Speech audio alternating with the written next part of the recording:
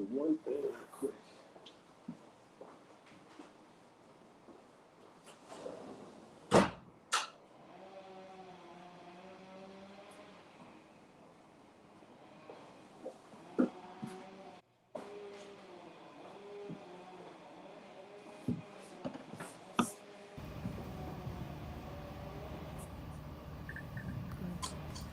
evening, everyone. Welcome on this evening to Faith Driven Life Church. My name is Pastor Oliver J. Haney III. Welcome to the Driven Vote. We are elated and excited on this evening to have such dynamic panelists that are going to be sharing with you on tonight. We know how important this season is, this time of voting, and we're going to be sharing different topics tonight on church, politics, social justice, all these areas that are so important to each of you on this evening. Thank you so much for tuning in. If you would do me a favor right now, as you begin to come on in, I'm going to ask if you would please share this broadcast. I promise this is going to be a night full of amazing information. I think it's going to be powerful and certainly impactful. Would you please begin to share this right now? I'm expecting you all just to come on in with your comments on this evening. Type on that stream. Let us know what you're thinking. Want to know your opinions. I'm excited about this panel on tonight, so let's jump right in. Is that all right? Thank you so much. On this evening, I am joined on the stage here and live. We have about 5 individuals that I'm going to introduce to you in just a moment now. To my immediate left, I have this wonderful man of God, Bishop Brian Keith Hodges. Let's just welcome him on this evening. Bless you, Bishop Hodges. Bishop Hodges is the pastor of Gathering of Champions in Marietta, Georgia. He also is a graduate of Beulah Heights University, also ITC graduate. He has a doctorate from Columbia Theological Seminary. He is the chair of religious studies at Beulah Heights University. Welcome again, Bishop Hodges. Thank you much, pleasure. We are honored to have you this evening.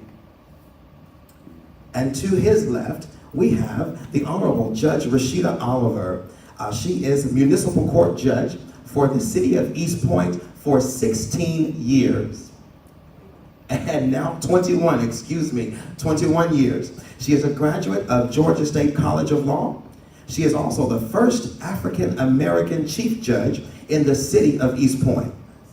She is the chair of the Ethics and Professionalism Committee for the Council of Municipal Court Judges. We are honored to have you tonight, Judge Oliver. Let's welcome her once again. And to her immediate left, we have the Elder Wayne Martin. Elder Martin is a member of Faith Driven Life Church. He is a Morehouse College graduate with his degree in political science, Arkansas State University with a degree of a Master of Public Administration. He is the Senior Manager of External Affairs for Comcast NBC Universal. He's experienced in community, governmental, external affairs, professionalism with success in public and private sectors. We are honored to have you tonight, Elder Wayne Martin. Thank you so much. Thank you, Pastor. All right. And moving right along, you will also see on your screens, we are elated on this evening to have a dear friend, Judge Penny Brown Reynolds. Is Judge Penny Brown Reynolds there? Of course Yes, ma'am, she's there. I'm going to go to, there she is. All right, Judge Penny Brown Reynolds, Georgia State undergrad and law school graduate. She is a graduate of ITC. She's a distinguished judge in Atlanta, Georgia for nearly a decade in both private and public sector.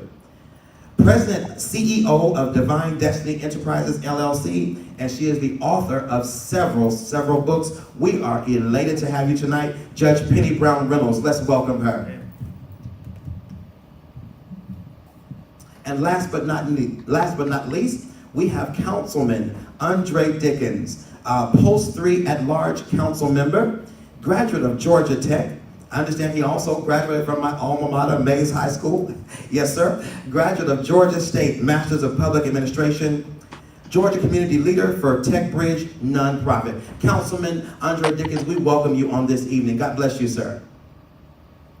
All right, everyone. As we get started on this evening, before we get going too far, Councilman Dickens, we are just honored to have you. And he has had we know that here in Atlanta, we've experienced a tremendous storm overnight, and many of us have been tossed to and fro, and we're glad that all of us are safe on this evening. But Councilman Dickens has had some extenuating circumstances there, so we're going to ask if he would just, he's not going to be able to be with us all night, so if he would just share a few words with us before we begin. Councilman Dickens, please share with us. Well, good. Thank you. Good evening. Thank you, Pastor. Good to see you all. Good to see you, Bishop. Good to see you, Judge. And good to see you, Elder. And then the other Judge, Judge Benny. All of you. It's good to share this time with you. Yes, I am in the dark right now. When we started this program, it was a little bit of light, but my house, I had 2 trees fall on one side, snapping all of the power lines. So Georgia Power is out there right now trying to restore power to this entire Collier Heights community. So I'm using my telephone, my cell phone right now to communicate with you guys. I got a little bit, it says 8% left, but I think with 8% to be able to talk to people of God, people of faith, to talk to them about an important human right is just as important to do as anything else I would do with this 8% left. I am extremely excited about the voter turnout that we have so far, about the amount of people that are considering this as an honor to do. This tradition of voting is so important, particularly for us of faith. I'm a deacon of my church. I was brought up by Pastor, the late Reverend C.M. Alexander of Antioch, and I'm his deacon. And he always instilled in us the meaningfulness and the power in using your voice through voting. And all of your members and everybody listening, I encourage you to use your voice. And I see it as allowing yourself to be fully human. You have a human right in America to vote. To give that right up is to be able to tell the founders of this nation, those who fought for us, from John Lewis to everybody else that we can name, all those people fought for us to be considered whole, fully human. And if you give up that fully humanness, you've done something that's similar to an abomination, something that is unfinished, something that is incomplete.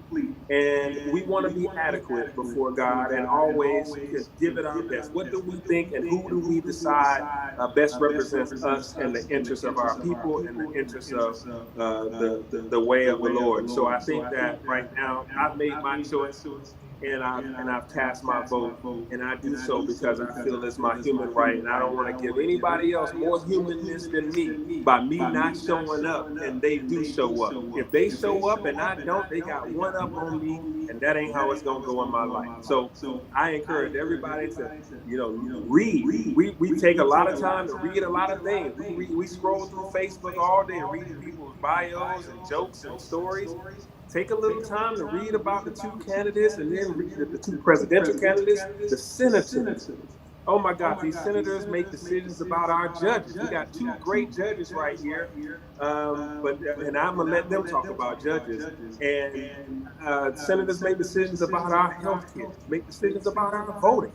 So I think that now is the time for us to continue to use our voice by voting. And continue. And listen, the last thing I'll say, Pastor, is turn up is high everywhere. Voter turn up is high everywhere. There are some counties right now that are over 100% of where they were in 2016. Wow. And all of those counties in Georgia that are over 100% aren't in the middle of the metro area of Atlanta. So their voting considerations may be slightly different than ours. So anybody that's listening that says, hey, I know my auntie and all my Facebook friends say they voted, so I don't have to worry about it tomorrow on the last day of early voting or Tuesday on election day. I tell you that you have to go through the finish line. Everybody that you need to ask them again, did they vote and what's their plan to vote? To the point of being annoyed, but you're being annoyed for a good reason and a good cause. So let's get our numbers up. We're doing well, but we can do better. And that's all I wanted to say. And I just thank you for having this program and for all that you do in the community, and count on me to be there with you wherever you go. And I'll be there to help.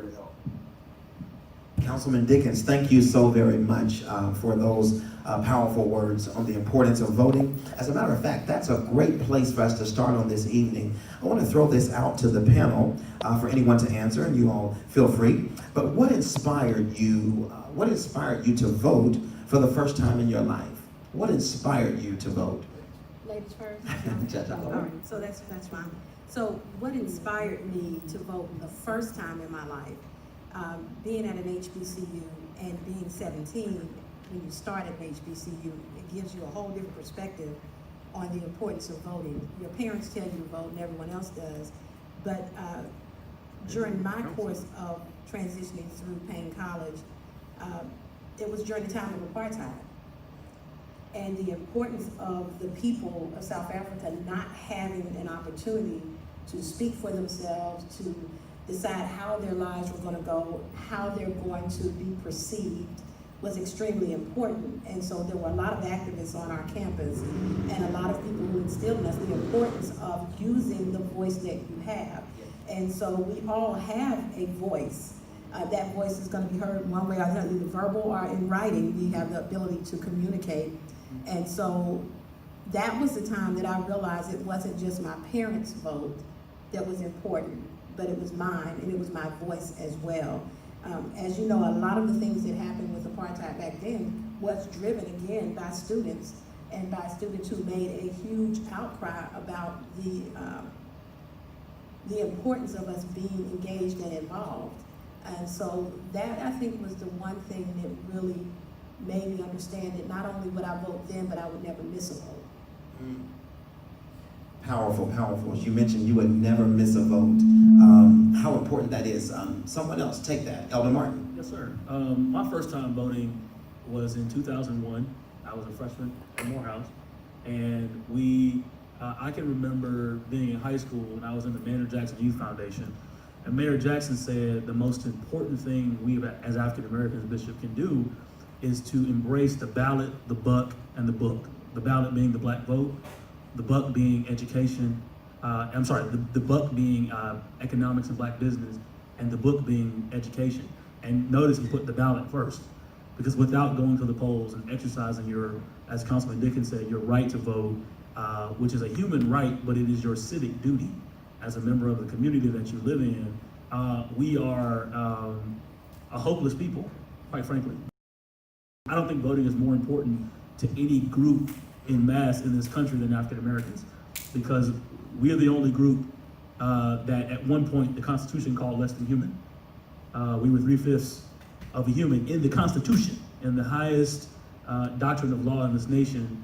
We, at one point, 150, 160 years ago, were not even considered a full man or a full woman. And so, 2001, Mayor Shirley Franklin was on the ballot. I wasn't old enough in 2000 during Bush v. Gore, but I said that if I get the chance to cast a ballot in any election, local, and I'm really glad that my first election was local and not a presidential, because it taught me that local elections matter as well. Right. They're in off years and things are quieter, not as much money is spent, not as much television time, you don't see as much news about it, but it's actually slightly more important than the national and federal elections that we get into. The things that they're doing in Washington, D.C. may take 2 or 3 years to hit us, but the judge knows this. So that East Point City Council passes something that could affect her courtroom immediately. They can change the speed limit on the street, and she'll see people the next week in her courtroom because of that new speed limit. So it was 2001 for me, and it was the push of Mayor Jackson that mandated me to go to the polls. Wonderful, thank you, Elder Martin. Bishop, let's throw that to you. What would you say, sir, was most important to you about the first time you voted in your life? Well, let me preface it by saying I don't know what incredible grace afforded me an opportunity to be with such venerable people, but I am immeasurably thankful. I have a unique story, and I'll make it very brief. I was raised in the home with a dad who was a rock-solid individual. My father spent time with all 8 of us every single day. And it wasn't just books, it wasn't just education, it was also life education. And my father would say to us routinely that if you don't vote, you have not fulfilled your obligation as a black man, you've not fulfilled your obligation as a Christian, and you've not fulfilled your obligation as a human being. And he would spend time talking with us through the issues, and he never told us to be a part of any particular party, although he and my mother were unapologetically Democrats. My dad would say, know the issues, understand what they are, and then vote based on your values. Who are you at the core? What are your convictions? Vote based on those things. And as a result, it has driven me to vote every single time, every election that comes up. I wanted to be a part of that because those words echo so deeply in my spirit. You've not done your job. You've not been a good steward of the right to vote. You've not been a good steward of your manhood, of your Christianity, if you don't vote. And as a result, I've practiced that with my children and my students and my congregation, and even some of my colleagues and yours. I've said to them, this is not an option. Right. This is an absolute mandate. You've got to do it. Yes, sir. Thank you, Bishop. I shared, actually recently, I think just on yesterday, in a video that I put on Facebook, I said, voting is not a choice, it's a requirement. I was speaking of my father who, as a little boy, actually picked cotton, and what our forefathers, grandfathers, and what they went through, what they endured, the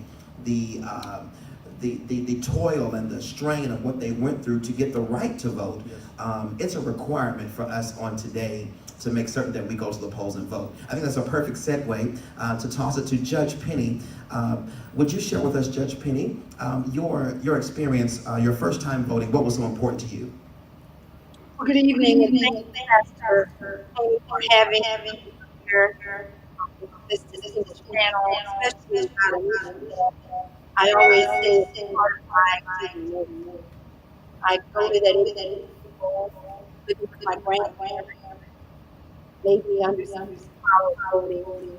Came as a result of, I've always been a loving politics. We used to take certificates back in the day. And when you have a job and everyone is hard, people create documents including laws. And you realize 75 years without our people being able to be a part of the process of voting, realize how it is.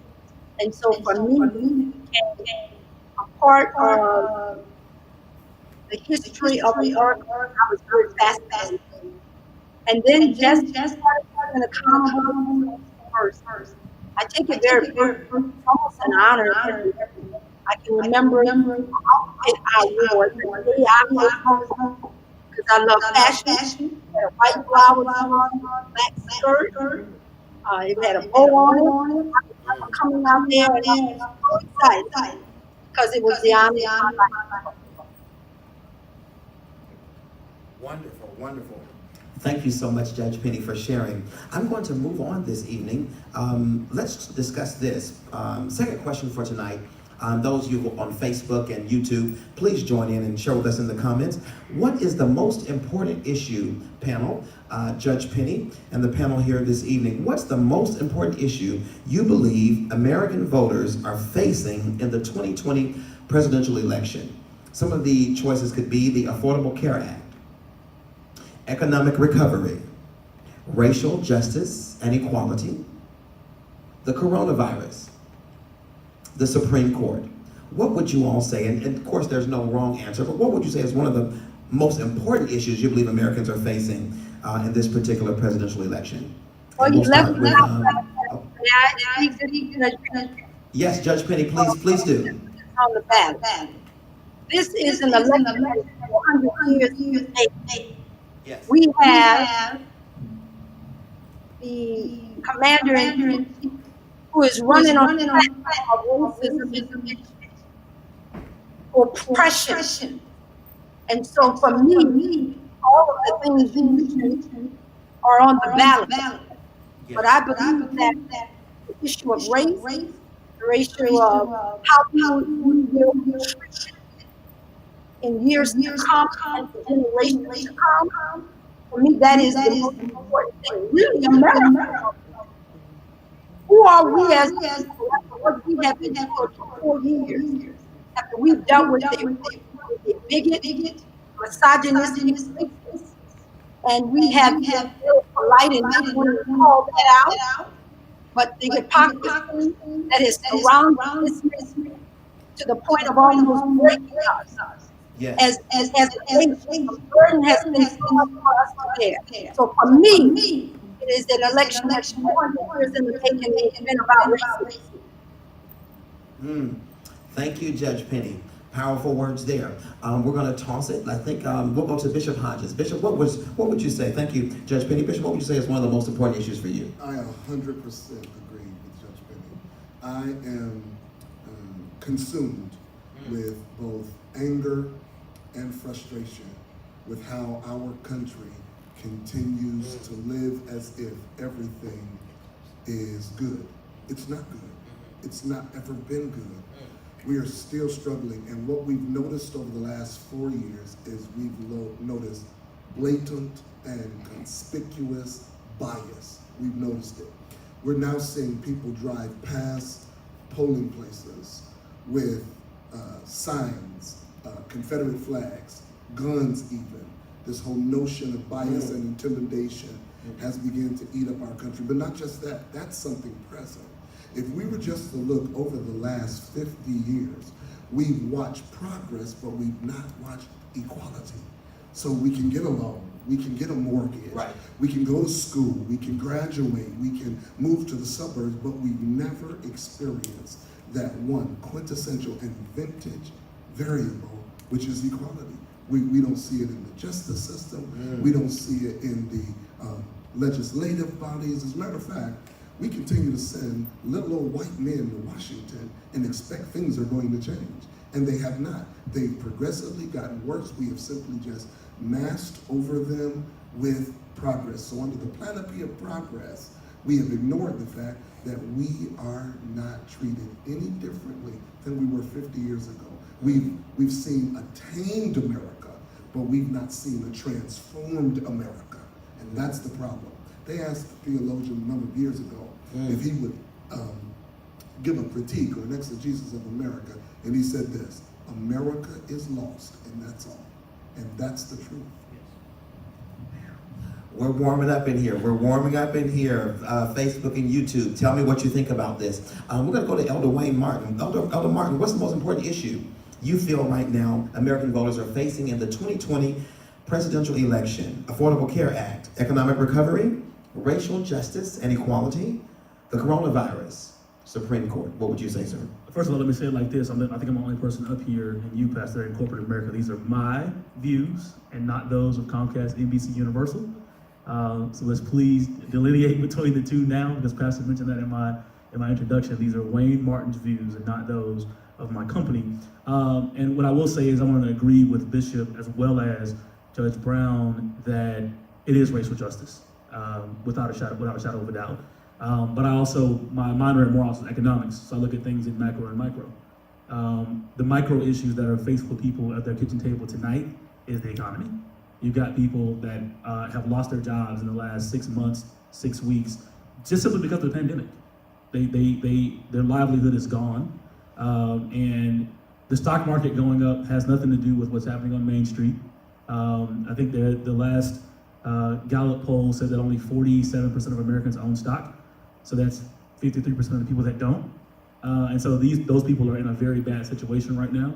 And so in the micro sense, I think the economic recovery is the most important issue right now today that we should be looking at in the election. Macro, back to Bishop's point, it is certainly racial justice, because if we get the economy fixed, if we get the coronavirus mitigated, if we get the Affordable Care Act showing up, our community, the Black community specifically, is still light years behind our counterparts. Absolutely.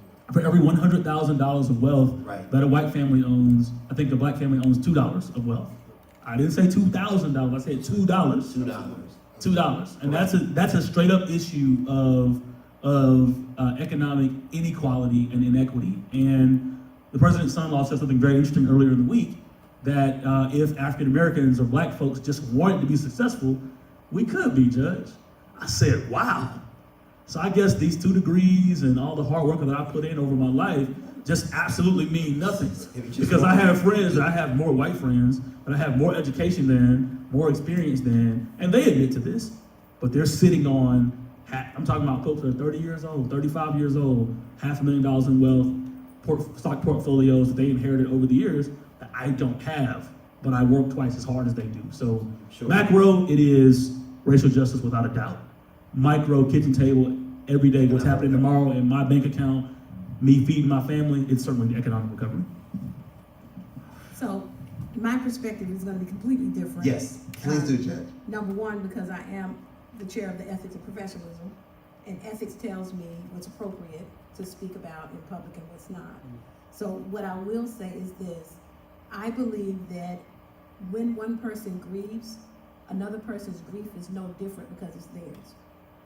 So I don't think that you can say which one of these issues are the most important in general, because what's important to me might be devastatingly less important to you. So it might be race for me. It might be economics for you.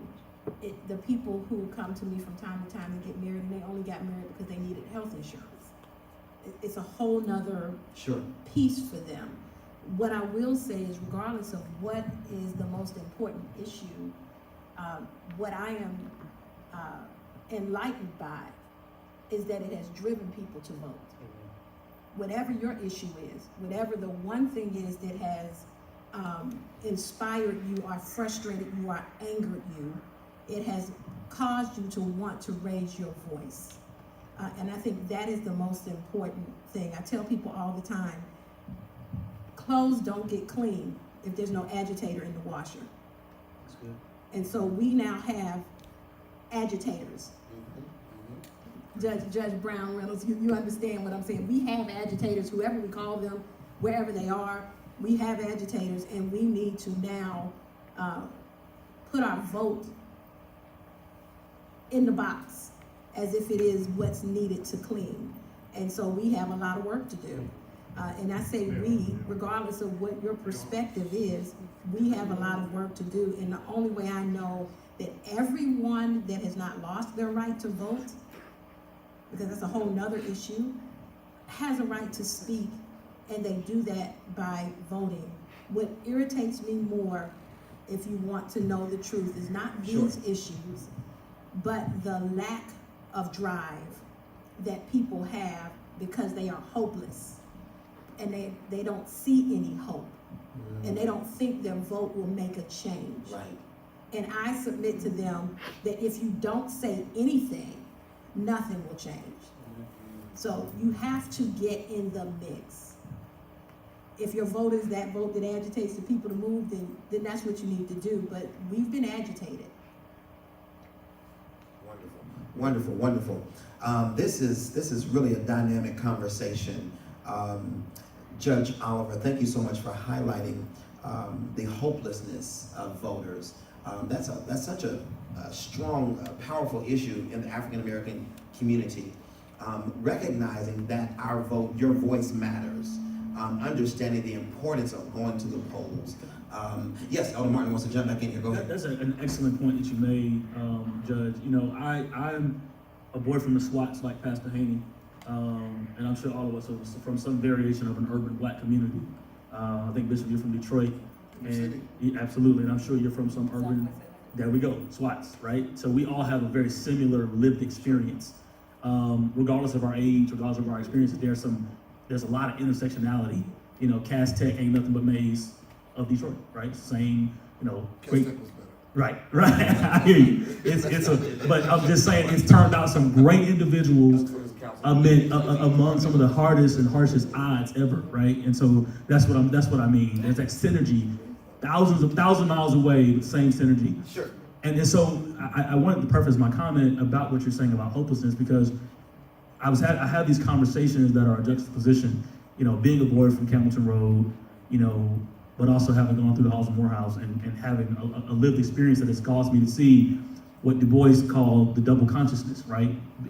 Bishop, I know you're familiar with this as a philosopher. You know what's happening on Campbellton Road, but then you also see what's happening, you know, on Wall Street. And you see, and we as black people have to struggle with those two things, right? Convincing and getting folks to understand, Judge, when they see nothing happen, no changes happen. If I hear one more time that Barack Obama didn't do anything for black people, I'm gonna scream. Because, and it's not because the folks are wrong, it's because they don't know the context behind why his hands were tied. Not just for black people, but for poor people in general and marginalized people. He had a Senate for 6 years that was completely obstinate to whatever he wanted to do. This man, who was the current Senate Majority Leader, went on record and said, I'm going to block and stop everything this man wants to do. Everything. I can go through a litany of bills because I do public policy every single day. But I don't want to get into that. What it instigates is hopelessness. And that's intentional, Judge. That's intentional, Bishop, to make people feel like don't go vote because nothing's going to change. But the same people telling you not to go vote, they're also putting barriers up for you to vote. I'm not being partisan here. I can point to factual, empirical evidence that shows, backs everything that I'm stating, because they know the system works in favor of some and against others. John Lewis said it like this, and I'm gonna stop talking. We've got to vote like we've never voted before. Right. And the reason why he said that was because he knew that if we participated in every election, every cycle, on every level, that we could effectuate change for real. Because it doesn't stop with who's president. You got to figure out who's in Congress on the federal level, who's in the Senate on the federal level. They appoint judges. You got the municipal elections, county, all that stuff matters. And I'm gonna stop there. I feel like Bishop about to take this on home. Well, just let me have 30 seconds if you don't mind. 30 seconds. And I'm 30 and that's it. You know, the other problem is African Americans will have to stop telling themselves the lie. And that's the lie that they perpetuate, that my voice don't matter. Absolutely. And as long as African Americans continue to tell themselves the lie and continue to perpetuate it, and I've even heard that said in some pulpits, we're going to continue to see the same deleterious effects show up every time. Yes, sir. We have to stop saying that our voice doesn't matter. If you have a right to vote and you vote, Judge Oliver couldn't have said it more eloquently. Absolutely. You matter, you have a voice. Amen. If you are standing on my foot, I am not going to fold my arms and pretend like you're not. I'm going to say, Wayne, get off my foot. Yes, sir. And if Wayne doesn't get off my foot, I am going to nudge him to get off my foot. And I think at the end of the day, and I'm wrapping up, Sure. I think at the end of the day, Yes, sir. that's the story. We cannot listen to what other people say and then tell ourselves that. We have to tell ourselves the truth, and our truth is this, that our vote matters even if we don't get the end result. I said this to our congregation about faith. I said, here it is, faith is in God, not in an outcome. You don't get the outcome, you don't lose your faith. You still have faith in God, even though you don't get the outcome that you want. Yes. I vote, I don't care who shows up in the White House, but I voted, and I did everything I could to impact and affect change. And that's the end of the story. I like that, Bishop. That's good. Thank you, Bishop Hodges. Thank you, Judge Oliver, Elder Martin. Thank you, Judge Penny, for these wonderful statements that we're having. I want to move the conversation just a little bit. The motto for the United States of America is E pluribus unum, meaning out of many, one. Unity is supposed to be one of the main tenets of being American, but it seems now that our country is more divided than ever. Here's the question for the panel tonight. Do you believe the president has an effect on the state of unity in America? And what are your expectations of the next president, whether it be Trump or Biden, to bring us together as a nation? Absolutely. Absolutely. The president has absolute influence. Here it is.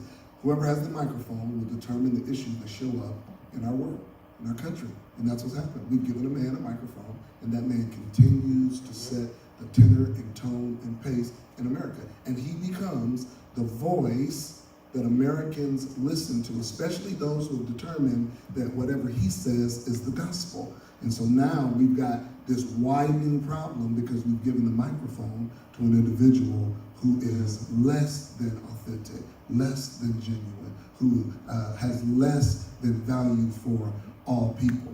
What does America need? It's an interesting question. America needs a day of atonement. Yes. We got to repent for things we've done hundreds of years ago, starting with indigenous people. We need a day of atonement so that we can reckon with what we've done to black people. America, not just Donald Trump, America. Yes. We've got to get America to a place of consciousness. Interesting word in Latin, con with science knowledge. We got to get them back to being abreast, aware, and apprised that this didn't go away because we joined hands and sing Kumbaya. No, it didn't go away. We still have to deal with it. The effects of slavery show up everywhere. The effects of injustice show up everywhere. So America needs a Day of Atonement, and then we have to pay for what we have done. And I'll end with this. Reparations is not an end, it's a beginning. We've not even started to think about equality until we start saying, let's pay for what we have done, and America's got the money, and I don't want to hear nothing about, well, America doesn't have it, we got the money. We waste more money. Judge Penny, I feel like, Judge Penny, are you there? Judge Penny, I think this is a great time for you to jump in here. Judge Penny Brown Reynolds, can you take us there? The question on the floor is, do you believe the president has an effect on the state of unity in America, and what are your expectations of the next president, whether it be Trump or Biden, to bring us together as a nation? It's in your hands. Well, I do believe the president does in fact have a bearing on whether the nation is divided or not. I gave up on candidates long ago and on to the conditions of our people.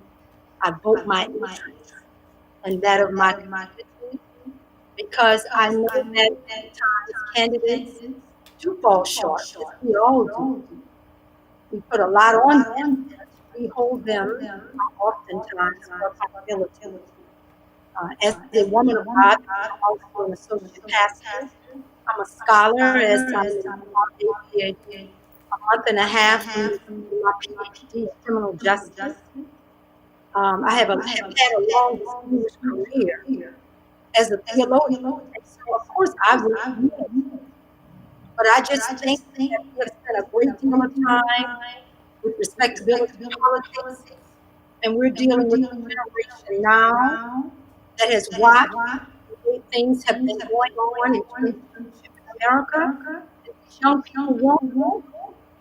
But unity is what I pray for every night. Yes. But to put my faith or expectation in any person, I am not going to be encumbered. I'll kind of pull back my rhetoric because I don't want to scare anybody tonight. You completely free. You can say just what you want to say. So I'll pull back a little bit tonight. But I am voting along the lines of healthcare because I believe everyone should be able to have a right to affordable healthcare. There is a divide between the haves and the have-nots. I would like to see a minimum wage that's raised up to $15.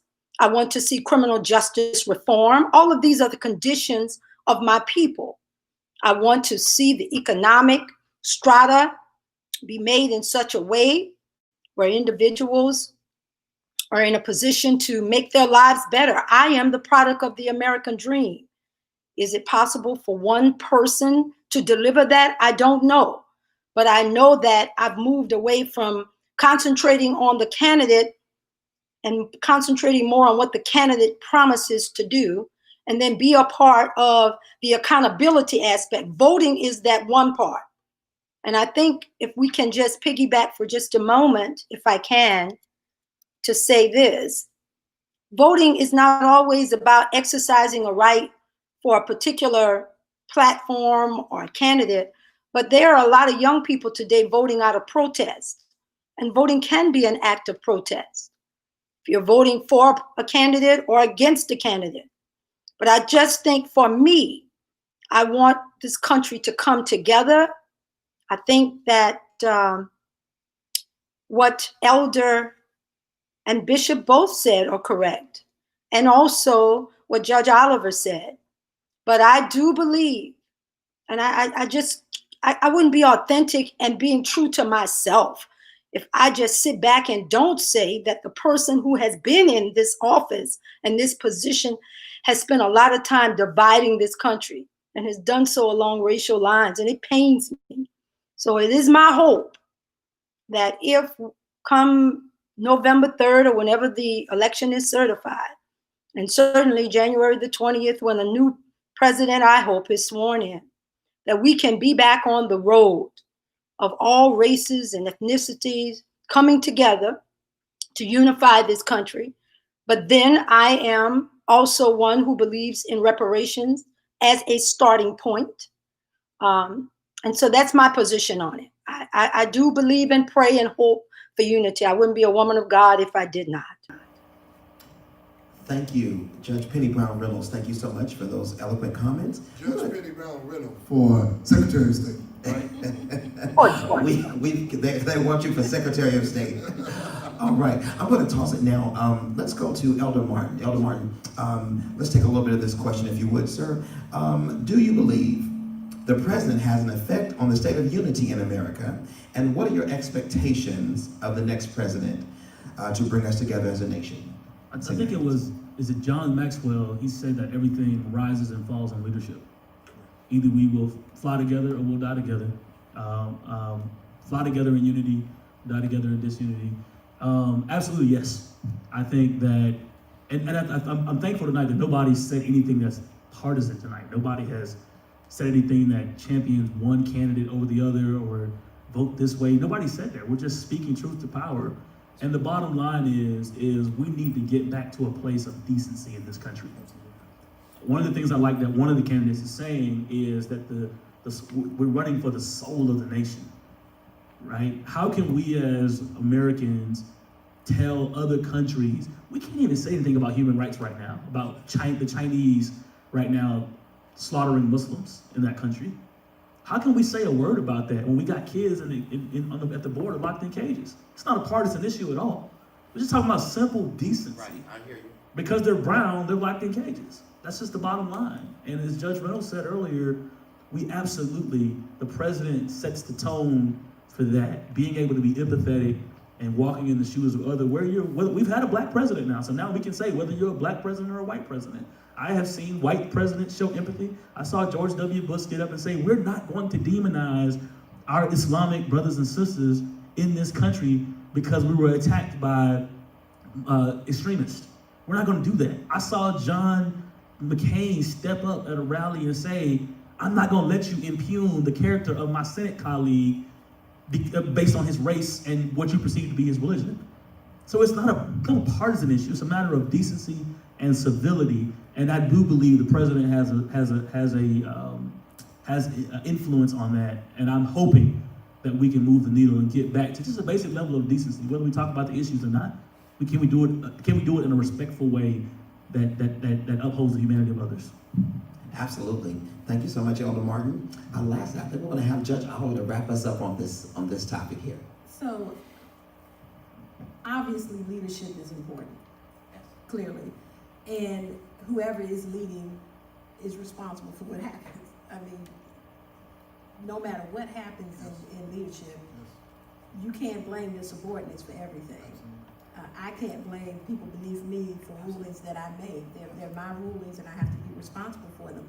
What I would say is that my expectation, regardless of who's in office, is that they unify, that we are made one, as close as possible that we can be. What concerns me most is when my mother-in-law calls me and says, go get your son the night before the election and bring him home because I'm afraid for him to be in that area. What troubles me is when I used to be able to allow my child to drive from here to Louisiana, and now I feel compelled to follow her 8 hours and then drive back 8 hours. That concerns me. And so whatever leadership we have, I as a mother want to be able to be comfortable with my children leaving my home to go from one destination to the other. Not to have to feel like I have to go to the polls with you to make sure nothing happens to you. Those are extremely important things. So when we talk about unity, there is a real sense of fear all the way around. I have friends who are white, black, and otherwise who share the same concern and the same fear of exercising their right to vote, of going into different neighborhoods, of wearing a mask or not wearing a mask, or going out in public, riding a bike, just all of these things that are going on. And if leadership were doing what I believe leadership should do, Yes, there are always fringes, and there are always going to be those extreme people, but the extreme should not become the majority. We should not be more concerned about the extreme end as we should be about those that are central. And right now, I think we are seeing extremes on all ends, and it concerns me that if we don't have a unifying leader or body in place, that it will continue. So my prayer is, win, lose, or draw, that God changes the heart of whoever is there. Amen. That is my prayer. Absolutely. That we as Christians continue to do what God has required of us, which is to pray for our leadership and pray that they take direction from Him. Those are extremely important things to me, because I really do not like the idea that senior citizens are calling saying, protect my grandchild from extremists, because if this person loses or that person wins, then there's going to be civil unrest. That concerns me, that people can't go to work for fear that something's going to happen on November the 4th. So those are the things that I think we as citizens need to be concerned about, and recognize that the extreme is the minority. Amen. And we need to stop looking at it on television as if it is the majority, because it's not. It just feels like it because we're inundated with it day in and day out. I don't even watch the news anymore. Absolutely not. And I can't watch it because I have to look at my Caucasian friends and love them, not because they're Caucasian, but because they are who they are. Humans in general, just human beings, period. And it concerns me that we are that far away, looking at what is in the news and in the media. Right. It does in fact concern me a lot. I put something on my page one day, because I woke up one morning and I said, it really amazes me that it's fake news when it's about everything else, but when it's about a black man, then all of a sudden everything that's said about him is true, Right. no matter how negative it is. It's either fake or it's not. And you can't tell me that the majority of black men and black women are criminals, because I know that they're not. And we're in the same position as it pertains to voting. Either we're going to stand for unification for all of us, or we're going to end up failing and falling apart. They are, in fact, the minority. Thank you, Judge Oliver. This is a dynamic conversation. I see you all on Facebook and on YouTube. Thank you so much. We have those that are watching, they're saying great discussion. They really agree with a lot of the points. I hear equity is coming out a lot, racial equality. Thank you all so much for your comments on Facebook. Keep them coming. As a matter of fact, we're going to we may take one question. If you can throw some questions there in your stream, type that there. We'll see if we can get to that on tonight. We're getting close here. I'm excited about this next question to the panel. Let's look at this. I think it's important. We've talked a lot tonight about the importance of voting in all of the different elections. Let's go a little bit deeper and look at this. How important would you all say are off-year elections? We got to be honest. It seems as if around the presidential election, there is always a lot of excitement. There is always a lot of momentum.